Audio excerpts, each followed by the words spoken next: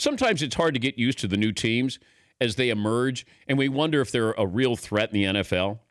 The AFC looks steady. We believe in the Patriots. We believe in the Steelers. Sort of believe in the Chiefs. And then you have the new world order in the NFC.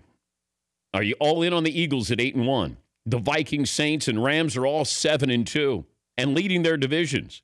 Now, maybe you would have thought one or two of those teams could emerge. Every year, there's usually 2 or 3 that go up, 2 or 3 that go down. But you have an unlikely group here. I remember watching the Saints in the start of the season. Now, I thought the Saints were good enough to beat the Patriots week 2 in New Orleans. That didn't happen. And I started to look at the defense, and I go, I don't know if they can stop anybody. What I didn't factor in is just how good their corners are. They have 2 young corners. Marshawn Lattimore is an all-pro. That is the bigger difference here. That defense got a whole lot better. The secondary got better. And the Saints have turned into a running team. Who would have thought one of the greatest passers of all time? Yeah, Drew Brees, who's going to probably have more yards. He'll have every passing record. And they're a running team right now. And that's a great benefit for Drew Brees. They're the 3rd best running team in the league right now. I compliment that with Drew Brees.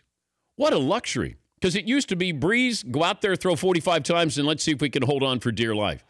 The Saints, as Rodney Harrison pointed out last night on Football Night in America, are built to travel. They can go to London and win. They can go to Buffalo and win. They can go to Carolina and win. And they win because defense is better than you think. The running game is better than you think. And Drew Brees doesn't have to do everything here. The Vikings, even with your 3rd quarterback now, and they're not even all in on Case Keenum. I mean, every time Mike Zimmer has a press conference, he's asked about his quarterback. He goes, well, I don't know. I got a plan. I don't know. You know. Teddy Bridgewater is back and activated. Case Keenum has earned the job. He had 4 touchdown passes yesterday. He's made the team better. Maybe he's not your long-term solution. Teddy Bridgewater coming back is a great story. But the Vikings are a good, legitimate team. Not a great team. Now, the Rams, I think people are still on the outside looking in. They're not quite sure. They have 4 tough games coming up where they're facing some good opponents, including next week they have the Vikings. But the Rams are fun to watch.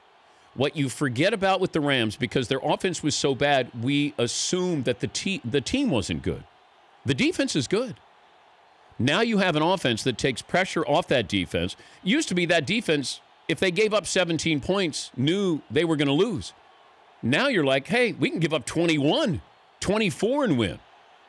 But at 7-2, they have a pretty good stretch coming up here where we're going to find out if the Rams are all in. But it feels like Eagles, Vikings, Saints, Rams, one of these 4 teams is going to the Super Bowl. And who would have thought that? I guess one of them has to go. You know, my pick was Seattle, and they're always dicey every single week. But the Seahawks losing Richard Sherman. Green Bay doesn't have Aaron Rodgers.